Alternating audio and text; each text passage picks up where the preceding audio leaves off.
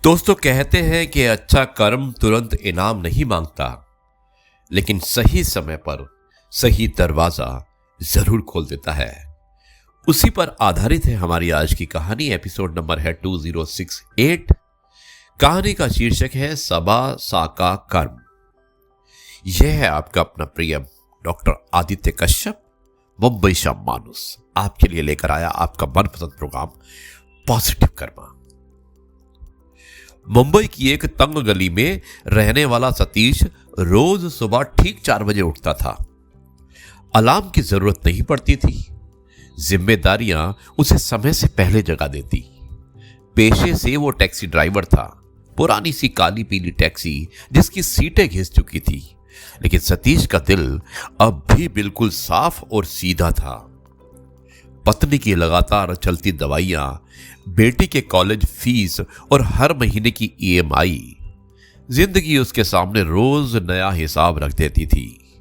कभी कभी उसे लगता जैसे वो दौड़ रहा है पर मंजिल पास नहीं आ रही। एक बरसाती रात एयरपोर्ट से शहर लौटते समय उसकी टैक्सी में एक विदेशी यात्री बैठा, थका हुआ, परेशान और अकेला। होटल पहुंचकर यात्री जल्दी जल्दी उतर गया। सतीश ने गाड़ी आगे बढ़ाई, लेकिन कुछ दूर जाकर पीछे की सीट पर एक पर्स उसकी नजर में आ गया। पर्स खोलते ही उसके हाथ कांप गए। डॉलर थे, कार्ड थे और जरूरी कागजात भी। एक पल को उसके दिमाग में सारे खर्चे घूमने लगे, ईएमआई, दवाइयां, फीस, लेकिन दिल ने साफ मना कर दिया। सतीश ने गाड़ी मोड़ी। रात के 11 बज चुके थे, फिर भी वो एयरपोर्ट वापस पहुंचा।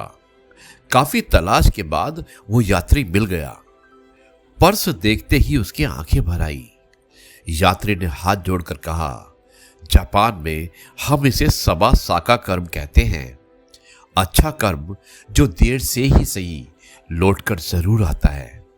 सतीश मुस्कुराया। उसने कुछ मांगा नहीं, बस अपनी टैक्सी में बैठा और लौट आया। कुछ हफ्तों बाद वही विदेशी यात्री एक बड़े होटल के बाहर फिर मिला। इस बार उसके हाथ में विजिटिंग कार्ड था।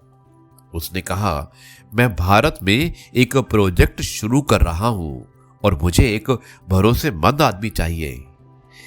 आज सतीश सिर्फ टैक्सी ड्राइवर नहीं है, एक छोटी ट्रैवल सर्विस कंपनी का मालिक है।